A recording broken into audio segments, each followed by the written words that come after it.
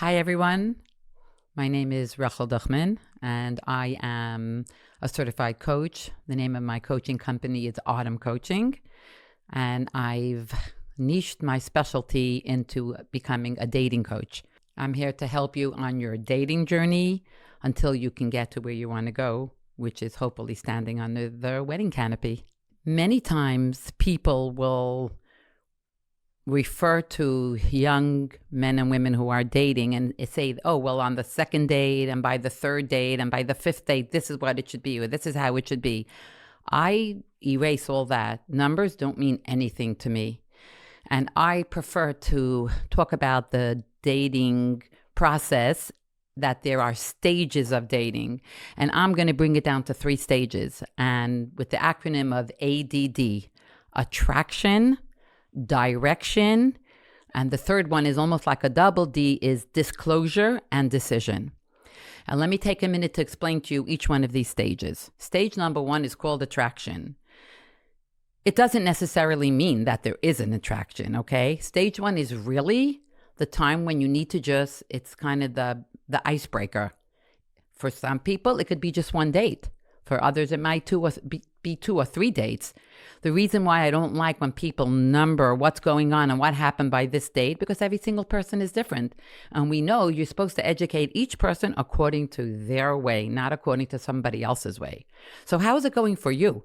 And even you, maybe you went out with someone else a while ago, but now the combination of you and this new person is completely different. So the first stage is take the time to just get to know each other. In the way of breaking the ice. We don't get personal yet. Nothing personal. Basically, a first date is an audition to see whether you want to have a second date. Okay? So sometimes from the get-go, you might see the girl and think, hey, she's kind of cute. Or the girl might look at this young man and say, I like the way he dresses, or he has a warm smile. That's okay. Or there could be none of that at all. But before you become vulnerable and before you become personal, you have to just talk about neutral things. And I'll give you an example. Let's say you were traveling on an airplane and some person sat down right next to you. Would you ask them deep personal questions?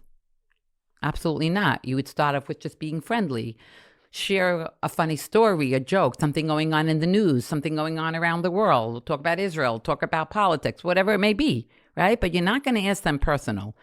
That's similar to the first stage of dating. So that's the attraction. Then we come to stage 2, direction. And what I'm going to say is, here's where most of your dating is going to happen. Almost all your dating is going to be in the direction. And this is the place where you're going to take the time, slowly, little by little, you will become vulnerable and you start to share and you start to, not necessarily in the order I'm going to say, but you start to learn about each other. Okay? What are your goals? What is your mission statement? How's your relationship with your family? How's your relationship with friends? What makes you happy?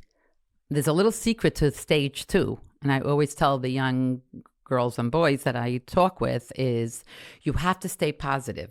You're not allowed to discuss anything negative yet, or you're not such perfect qualities. You will get the chance to do that, but now is not the time. First, you want to look for the good in the other person. Okay, the Rebbe always says, first look for the good in the other person. So you're going to use the beginning, those dates, when you're starting to get to know each other, learn the nice and special things about the guy or the girl sitting across you. And as you build up and you get to know more and more, that's stage 2. You're going to learn all about each other. What's important to you? What's your life goals? How do you feel about having children, raising children, etc., etc.? Many, many questions. And when you've already created some kind of a flow and some kind of perhaps a chemistry, or you feel that magnetic connection, force coming towards you or something like that, we then come to, and again, so stage 2, how many dates is that? I don't know. You're in the driver's seat. You get to say how many dates that is. And we know one thing, you don't need a rush. You take your time. And then when we get to stage 3, now you're feeling like you like each other. There is something there. There's a lot of things that you see eye to eye. There's a lot of things that, you're feeling good. So then is the time when you start to share your not such perfect qualities or your weaknesses. And you're going to learn maybe your weaknesses complement his strengths and vice versa. And then when you've had a chance to share those things or other little things, then you get to the last thing of decision that you decide, are you for each other and do you want to make a life together? And I found with all the young men and women that I work with, when they use it in the stages, it is so much more productive and so much more helpful. It's amazing.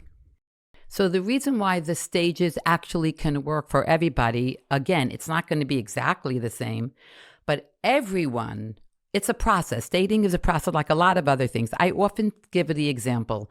Have you ever seen a baby go from being a newborn or a baby and then just stands up and starts walking? No.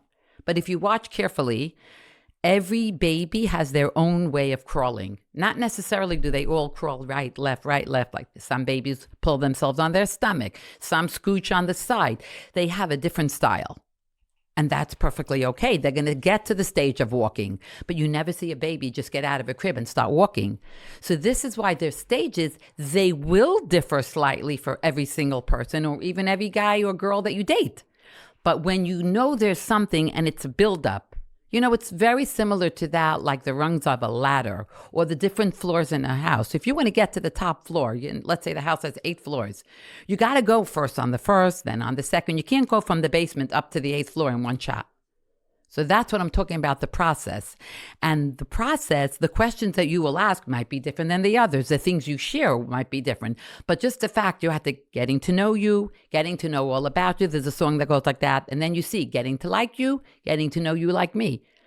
And then when you get to that point, then you can share the things that are your weaknesses, and then you see and you're able to make a decision based on that time and all the information and the knowledge and the feelings and all the things that you learned about each other.